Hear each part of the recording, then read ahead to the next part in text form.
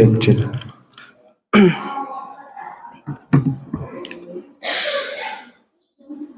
Bismillahirrahmanirrahim.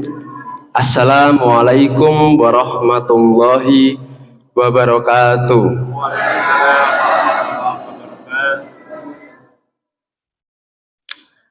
Alhamdulillahirabbil alamin. Assalatu wassalamu ala asrofil anbiya'i wal mursalin wa ala alihi wa sahbihi ajmain. Raditu billahi robba wa bil islami dina wa bi muhammadin nabiyya wa rasula. Rabbi zidni ilma warzuqni fahma waj'alni minas solihin. Rabbi isrohli sodri wa yassirli amri wahlul uqdatam min lisani yafqahu qawli.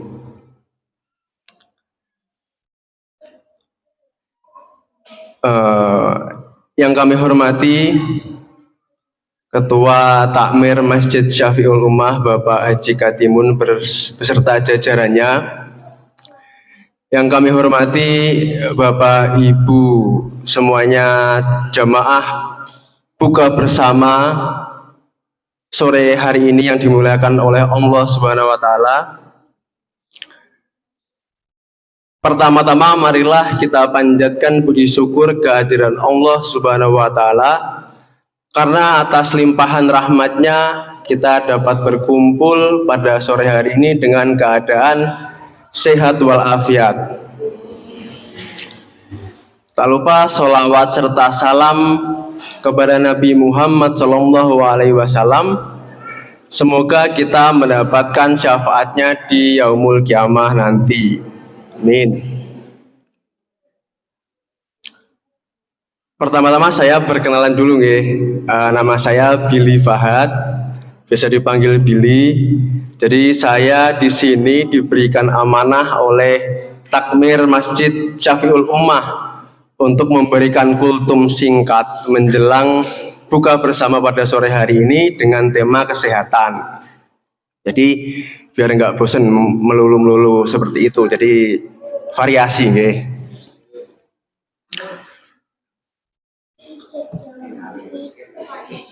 Nah, dari agama sendiri ada hadis dari Abu Hurairah yang berbunyi sumu tasihu, yang mana puasalah maka kalian akan sehat. Dari unsur agama sendiri itu sudah menyebutkan bahwa puasa adalah hal yang menyehatkan.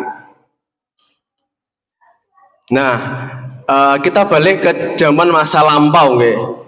Zaman penjajahan dulu, kebanyakan penyakit itu disebabkan karena kekurangan makanan. Zaman 45 dulu banyak yang masih kondisinya masih belum sejahtera.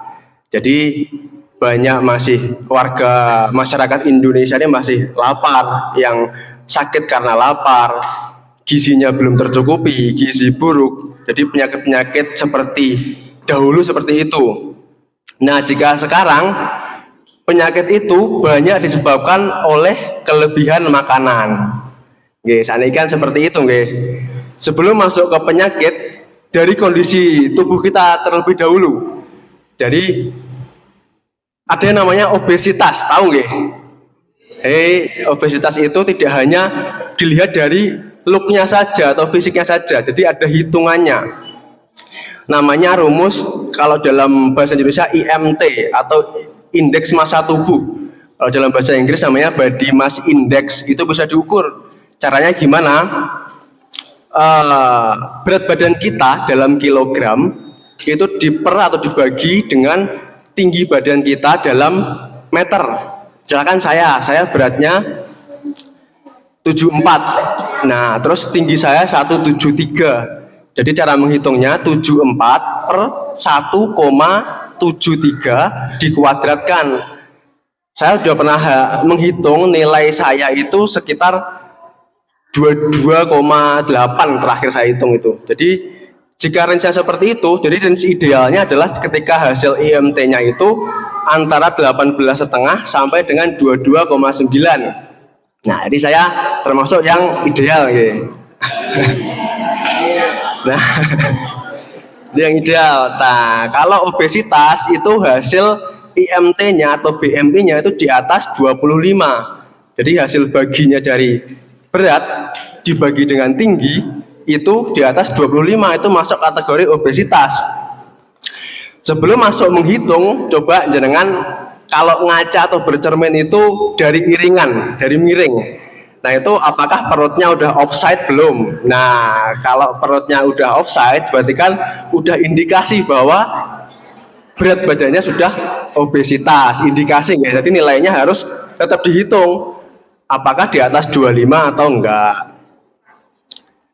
Nah yang kedua kita masuk ke penyakit-penyakit. Jadi kalau zaman sekarang apalagi udah usia dewasa yang tua ya atau menjelang lansia itu banyak terserang penyakit karena makan makanannya yang nggak teratur. Yang pertama hipertensi atau darah tinggi, itu ketika diukur dari tensinya itu di atas 140/90, itu acuannya Kemenkes Republik Indonesia.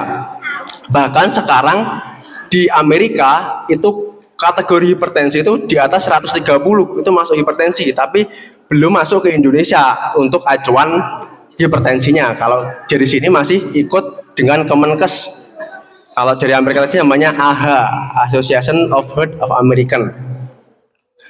Nah, dari hipertensi sendiri itu disebabkan kalau dari makanan itu kebanyakan makan makanannya mengandung garam atau asin-asin. Nah, itu memicu terjadinya hipertensi. Jadi yang asin-asin itu asupan garam untuk orang dewasa itu maksimal di angka 5 gram per hari. Jadi 1 sendok teh itu maksimal per hari 5 gram gitu. Jadi kalau di atas itu udah asupan garamnya berlebih, itu bisa menyebabkan atau faktor resiko terjadinya hipertensi atau darah tinggi. Yang kedua penyakit gula atau bahasa medisnya diabetes mellitus. Itu karena namanya saja penyakit gula.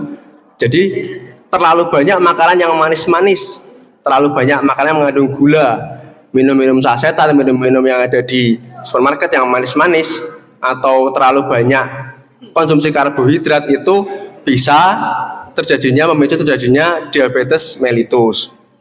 Yang ketiga hiperkolesterol. Nah ini yang menjadi favorit Bapak Ibu semuanya mungkin ya. Jadi terlalu banyak makanan yang mengandung kolesterol tinggi seperti gorengan. Nah kalau nggak pakai gorengan kan nggak enak. Yang digoreng-goreng itu bisa memicu terjadinya hiperkolesterol. Lalu selain itu makanan yang mengandung jeroan itu juga tinggi kolesterol. Nah dari 3 penyakit tadi itu cuman prolognya awalnya, takutnya kan komplikasi ke depannya. Nah bisa kalau tidak terkontrol atau tidak melakukan pengobatan atau perubahan sedini mungkin, itu bisa terjadi yang namanya 1 penyakit di jantung, yang kedua penyakit yang di otak itu stroke, yang ketiga penyakit ginjal, atau bahkan bisa ke penyakit mata. Jadi karena gula atau darah tingginya itu tidak terkontrol, akibatnya kok matanya jadi blawur ya, buat lihat nggak nyaman, semakin blur. Nah itu bisa jadi kalau kondisinya stabil kan plus kalau Bapak Ibu semuanya gitu, udah sepuh. Tapi kalau ada penyakit yang menyertai itu bisa karena disebabkan darah tinggi hipertensi atau diabetes mellitus itu sendiri. Jadi kalau di otak terlalu banyak kolesterol atau darah tinggi itu pembuluh darah otak akhirnya pecah.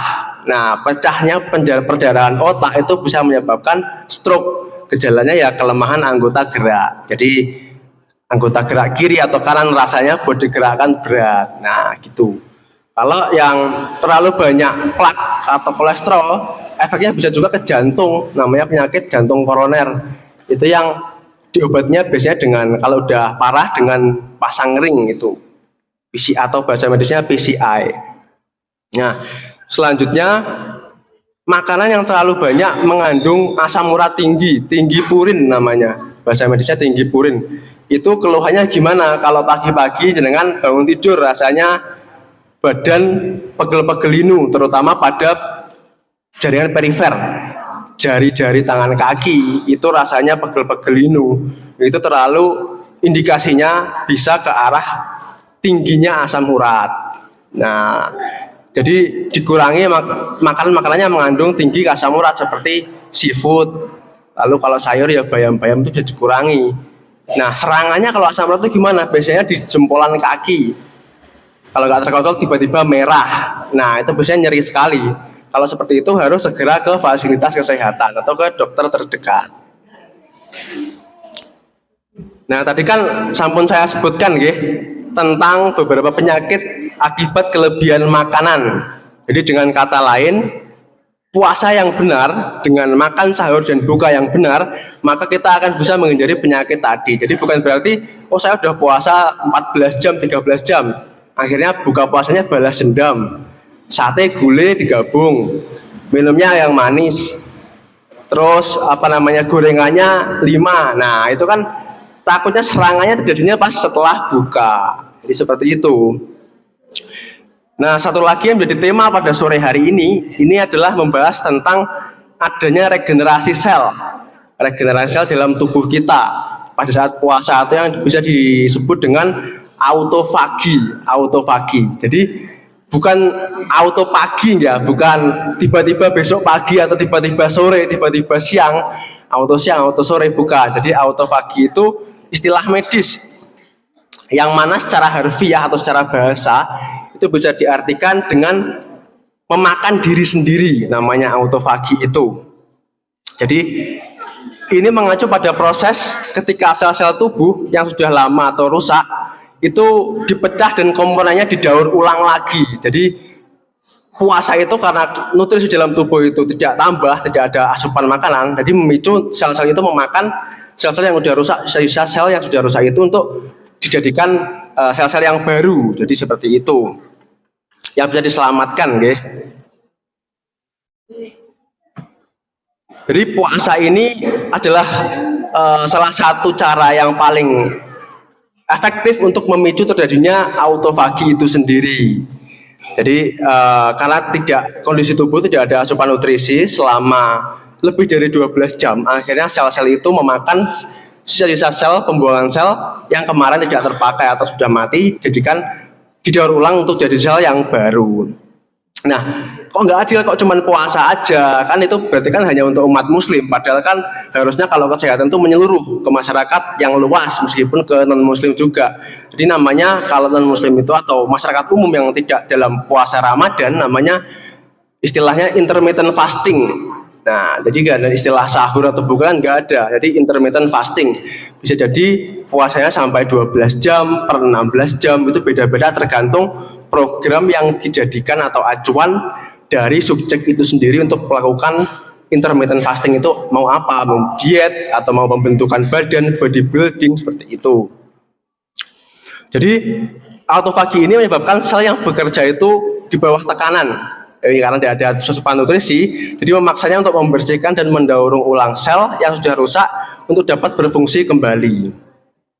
Selain itu kan juga membatasi kalori ketika puasa itu. Asupan nutrisinya atau sumber energi utama kita kan karbohidrat, itu dia asupan kalorinya berkurang, akhirnya memaksa sel itu untuk autofagi sendiri.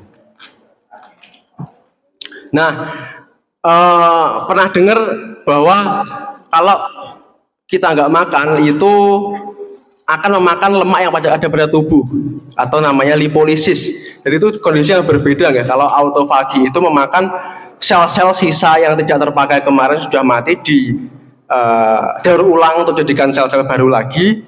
Kalau lipolisis itu ketika tidak ada asupan energi memakan sisa-sisa lemak. Jadi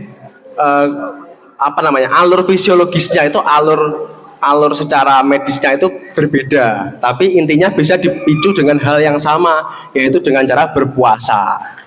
Nah, puasa ini bukan menjadi satu-satunya hal yang memicu terjadinya proses autofagi. Nanti akan saya jelaskan untuk selanjutnya.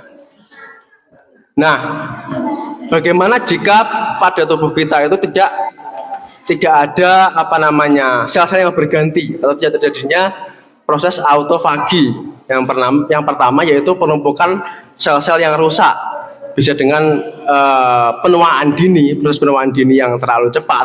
Yang kedua yaitu mutasi gen yang abnormal. Jadi bisa arahnya ke situ kalau tidak ada terjadinya autofagi.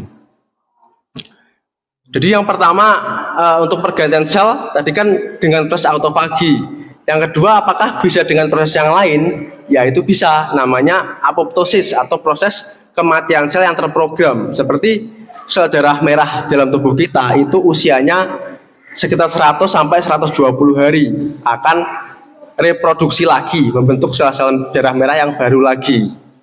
Seperti itu. Nah, prosesnya autofagi itu seperti yang saya jelaskan tadi. Yang pertama, sel rusak itu dihancurkan atau sel yang tua tadi rusak itu dipecah lalu dijadikan komponen daur ulang yang akan digunakan lagi. Kemudian sel yang baru itu dihasilkan atau terbentuk. Jadi teori ini ditemukan oleh profesor asal Jepang namanya Osumi Yoshinori. Seorang ilmuwan Jepang, profesor, bahkan yang menemukan itu orang-orang non-muslim yang meneliti tentang fasting tadi, puasa itu tadi ya. Dia menerima penghargaan Nobel kimia dalam bidang kimia tentang penelitian mekanisme dari autofagi itu sendiri. Nah, dengan cara apa saja proses autofagi atau regenerasi sel tadi bisa terjadi? Yang pertama dengan puasa atau membatasi asupan makanan yang memicu dengan autofagi sendiri.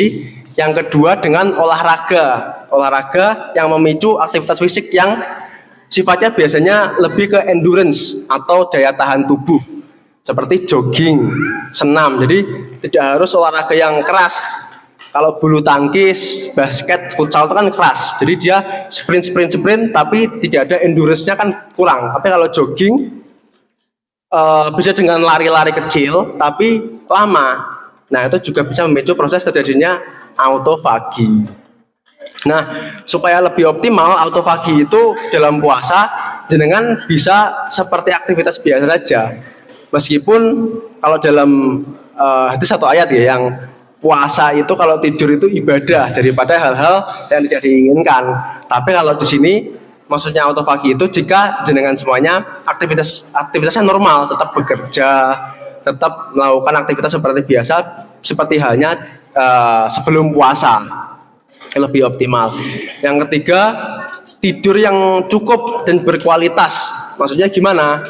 Saya tidurnya itu misalnya jenengan jam 10 ya, bangunnya jam 4 atau jam 9 bangunnya jam 4 kan 7 jam.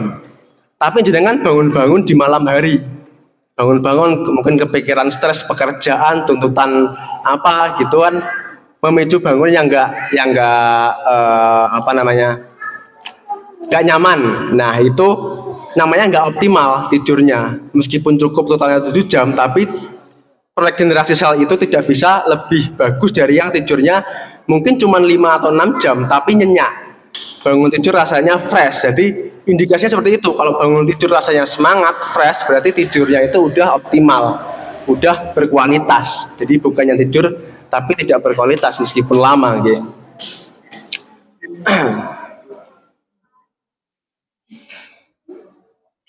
Nah, manfaat lain autofagi ini yang pertama sebagai detoksifikasi alami dalam tubuh manusia atau pengeluaran racun-racun atau sisa-sisa sel tadi yang didaur ulang, didetoks secara alami. Yang kedua, peremajaan sel-sel dalam tubuh.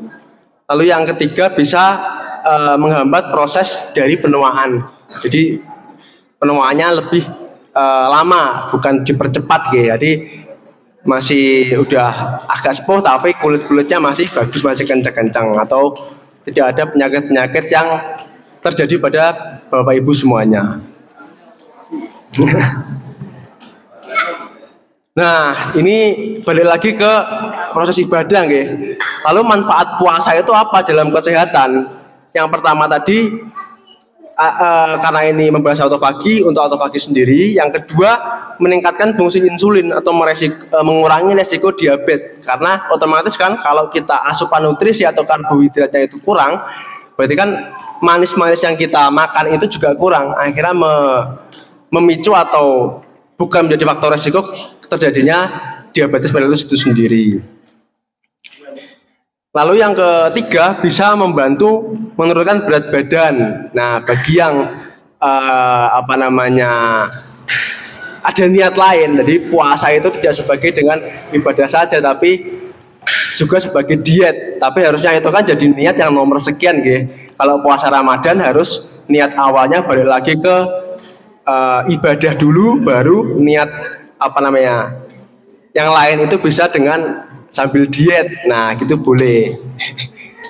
Boleh ya Bapak semuanya, yang lebih kan jangan lebih paham agama daripada saya. Mungkin bagi saya itu boleh menurut keyakinan saya.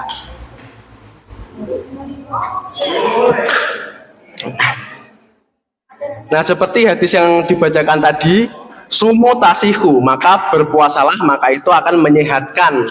Jadi dari ini disimpulkan bahwa puasa itu memicu proses terjadinya autofagi yang membantu menurunkan membantu regenerasi sel yang rusak tadi, dan juga menurunkan berat badan serta mencegah terjadinya penyakit kronis. Otomatis kan kalau puasa berarti asupan garam sama gulanya, kolesterolnya, asam urat pasti berkurang nggih. Kaitannya seperti itu untuk terjadinya proses penyakit kronis. Mungkin cukup itu dapat saya sampaikan. Terima kasih. Wassalamualaikum warahmatullahi wabarakatuh.